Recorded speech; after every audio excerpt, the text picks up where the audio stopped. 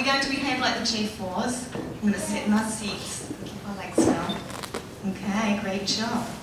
So, J2, as I know the parents know, have been learning about First Peoples for weeks. They started off learning about First Peoples from around the world, with each class looking at a different native people, and even teaching each other. And if you walk around their rooms, you can see who they've been learning out. There's a lot of beautiful things in their classrooms. And while they've been doing this used to be something that was a social studies unit. Now they've been using music, art, language arts, as well as social studies. So it's a really big creative project that they've been working on for a long time. After the global work they've been doing, J2 have been looking at Native Americans to bring it more host country. They've been looking at and I have to read this because I keep forgetting the name. They've been looking at the Abenaki people who are from northeast, so just a little bit further north, but not far from where we are right now. And this morning is going to be an Abenaki folktale. And it's called Gluskabi and the Wind Eagle. And I'm going to pass over now to Miss Tan and to J2. So, well done, J2. We're looking forward to seeing that.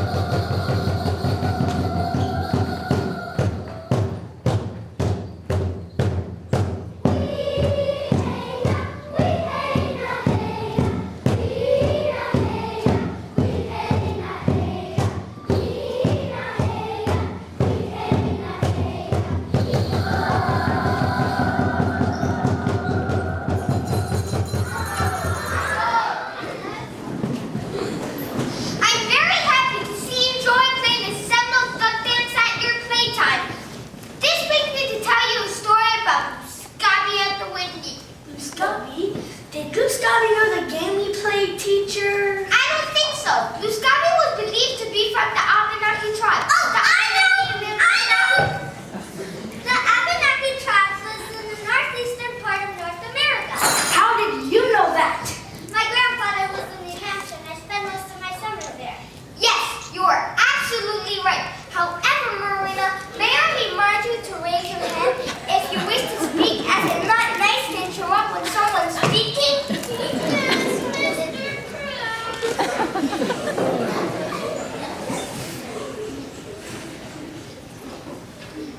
The Abenaki people also lived in Quebec, a region called Wabanaki. So Gluskabi knew the game we played, the Seminole Duck Dance. Marina, what do you think? I think the Abenaki tribe had their own duck dance. The Seminole tribe lived in the south part of Florida. They may have, but on certain day of canoe songs. Now let's get on to the story. Gluskabi was like a Native American superhero of long ago. It is said that he looked and acted like a human being, but that he had some special powers. He had the power to change himself and even the power to change things around him. He is thought to be caretaker and creator of all good things in the world.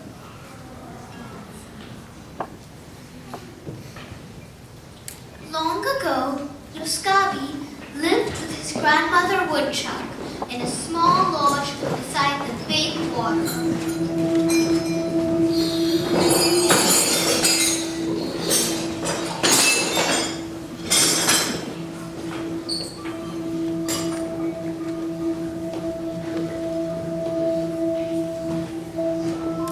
One day, Gluskabi was walking around when he looked out and saw some ducks in the bay.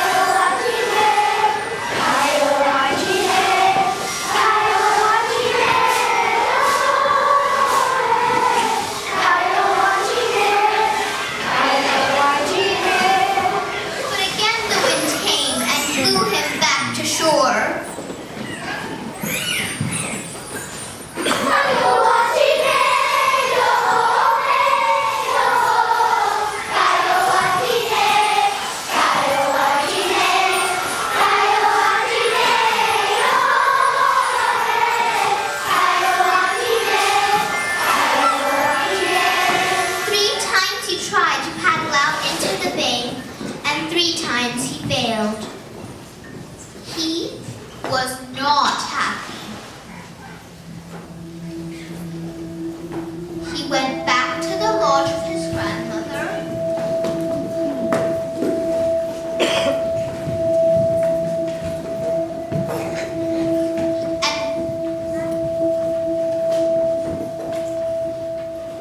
and walked right in, even though there was a stick leaned across the door, which meant that the person inside was doing some work and did not want to be disturbed. Grandmother, what makes the wind blow? Gluskabi, why do you want to know? Because Gluskabi, whenever you ask such questions, I feel that there is going to be trouble. And perhaps I should not tell you. But I know that you are very stubborn and will never stop asking until I tell you. So I shall tell you. Far from here, on the top of the tallest mountain, a great bird stands. The bird is named Gluskabi, and whenever he flaps his wings, he makes the wind blow. Grandmother, I see. Now, how would one find that place where the wind stands? Gluskabi, once again I feel that I should tell you, but I know that you are very stubborn and will never stop asking. So I shall tell you. If you always walk facing the wind, you will come to the mountain where Gluskabi stands. Thank you, Grandmother. He stepped out of the lodge and faced the wind and began to walk. He walked across the field and through the woods.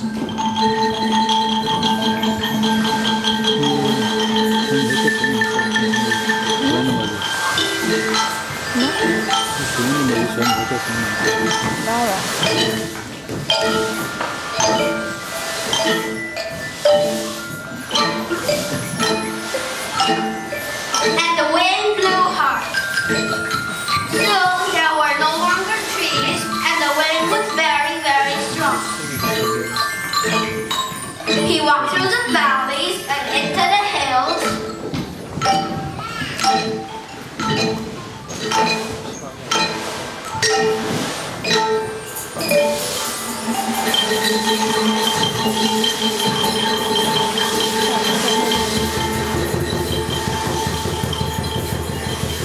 And the wind blew harder still. Now the foothills were becoming mountains, and the wind was very strong.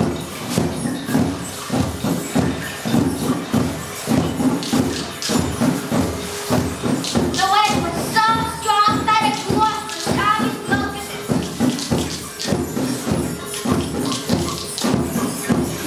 But he was very stubborn, and he kept on walking, leaning into it. Now the wind was so strong that it blew up his shirt. But Gluskabi still kept walking, facing into the wind. Now the wind was so strong that it blew up his hair.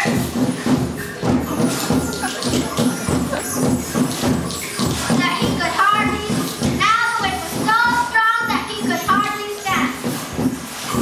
He had to hold himself along by grabbing hold of boulders. But there, at the peak, he could see a great bird slowly flapping its wings. It was Gluskabi the wind eagle. Gluskabi took a deep breath. Grandfather! The wind eagle stopped flapping his wings and looked around. Who calls me grandfather? It's me, grandfather. I just came up here to tell you that you do a very good job making the wind blow. The wind eagle stopped flapping his wings. Yes? You do a very good job making the wind blow. This is so, but it seems to me that you can do an even better job if you're over there on that peak. That may be so, but how shall I get from here to there? Grandfather, I will carry you. Wait here. Then Gluskabi ran back down the mountain until he came to a big basswood tree. He stripped off the outer bark, and from the inner bark he braided a strong herring strap, which he took back up the mountain to the wind eagle.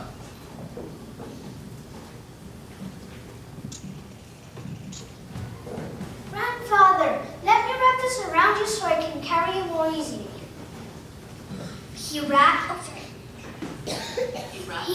wrapped the carrying strap so tightly around Munchausen that his wings were pulled to his sides and he could hardly breathe. Now, Grandfather, let me take you to a better place. He began to walk towards the other peak, but as he walked, he came to a place where there was a large crevice.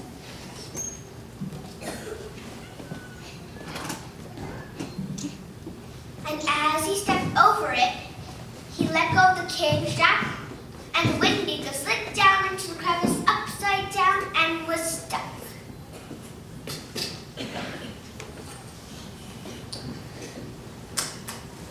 Yes, now it's time to go hunt some ducks. He walked back down the mountain. And there was no wind at all.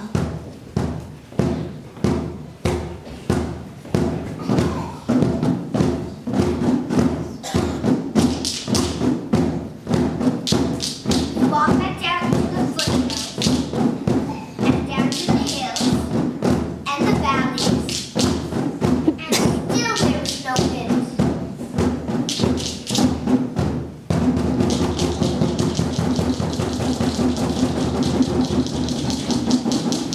He walked till he came to the tree line.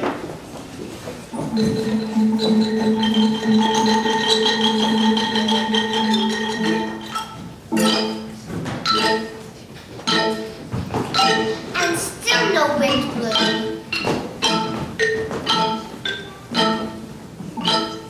He walked through the forests and through the fields. And the wind did not blow at all. He walked and walked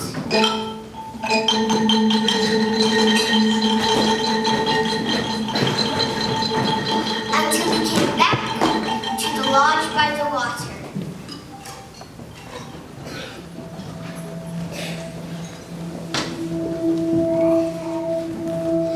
And by now all his hair had grown back. He put on some fine new clothing and a new pair of moccasins.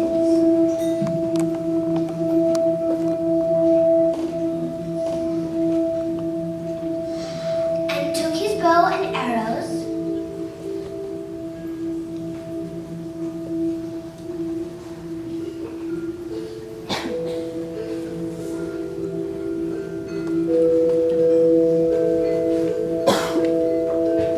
and climbed into his boat.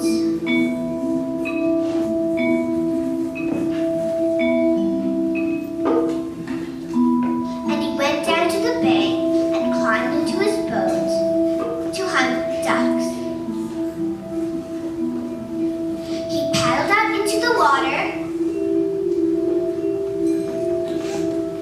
and sang another canoe song. Yaneho,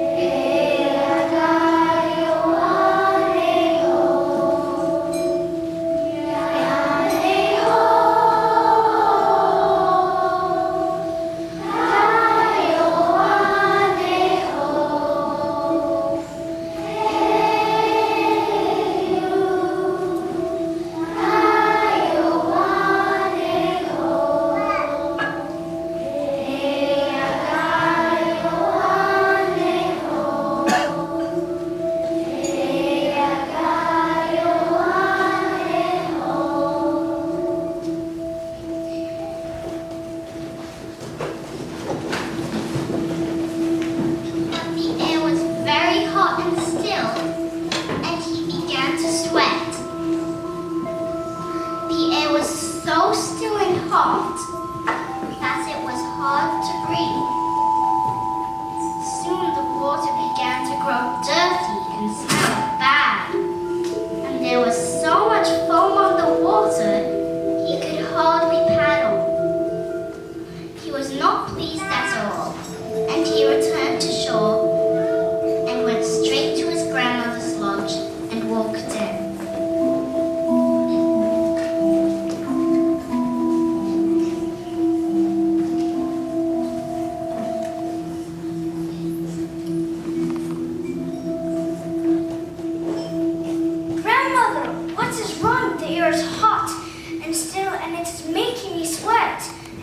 hard to breathe.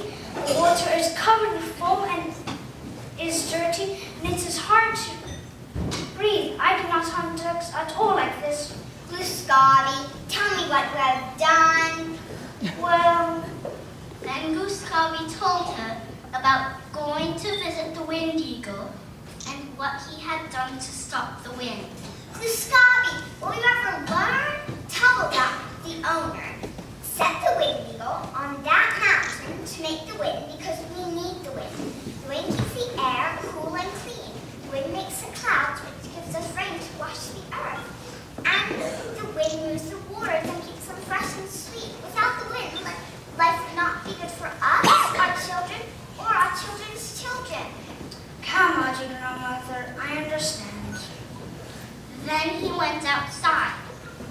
He faced in the direction from which he had once come and began to walk, and it was hard for him to breathe. He walked through the fields and through the forests, and there was no wind, and it was hard to breathe.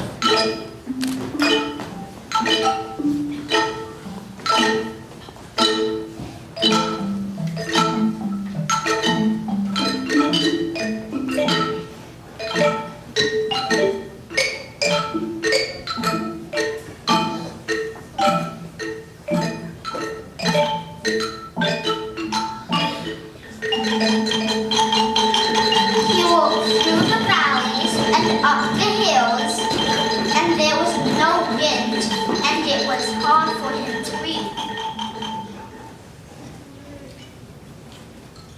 He came to the foothills and began to climb, and he was very hot and sweaty indeed.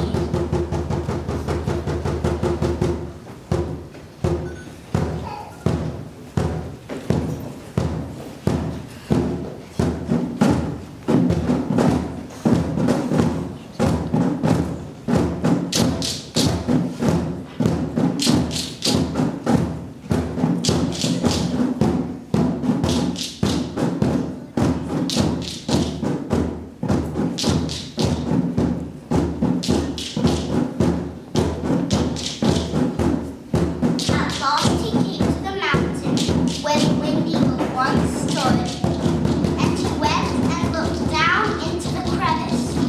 There, Munchausen, the wind eagle was, wedged upside down. Uncle! Who calls me Uncle? It's me, Uncle Gluskabi. I'm up here, but what are you doing down there? Oh, Gluskabi. A very ugly naked man with no hair told me that he would take me to the other peak so I could do a better job of making the wind blow. He tied my wings and picked me up. As he stepped over this crevice, he dropped in, and I am stuck, and I am not comfortable here at all. Grandfather, Uncle, I will get you out. Then Gluskabi climbed down into the crevice. He pulled the wind eagle free and placed him back on his mountain and untied his wings.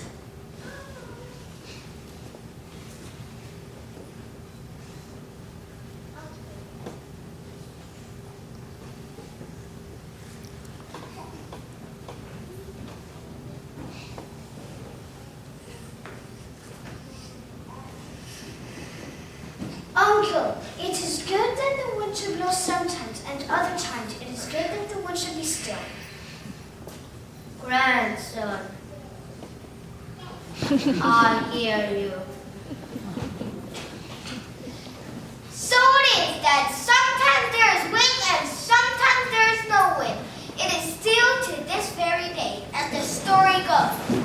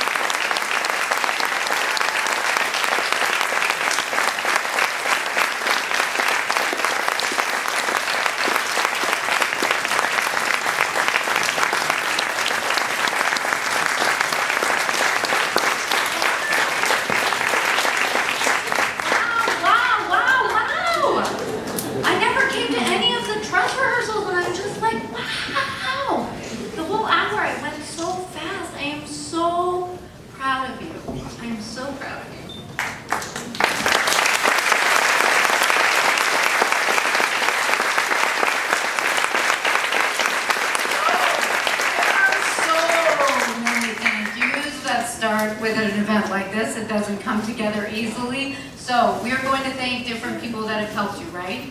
Okay, so let's start with your homeroom teachers who taught you so much about Native people and got you ready. Can we start there?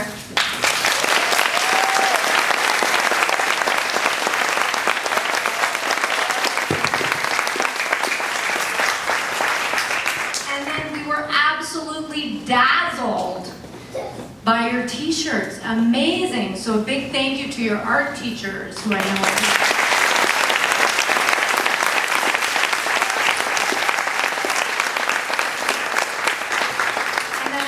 are parents who've been involved helping with narration and other things. So for all the parents who've been part of this, thank you so much.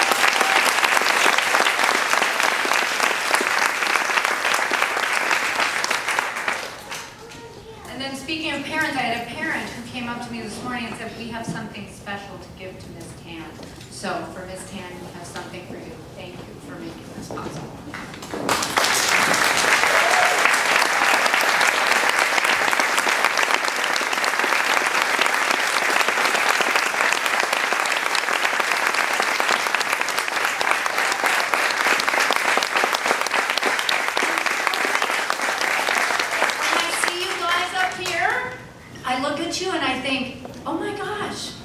They look like J3s.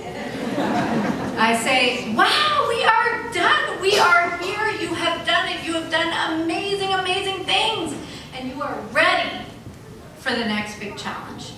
So congratulations. It was a wonderful event. Thank you.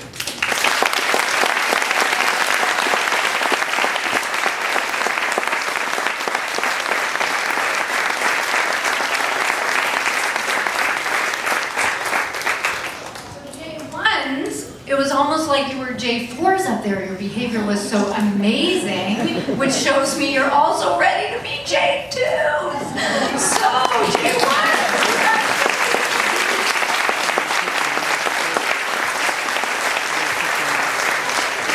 This gardens class, you can start and then, yep. And I think what we'll do is we'll have the children stay while the parents go. That's probably easiest, teachers, yeah? And then we'll reconnect in classrooms, I think. Thank you so much for coming.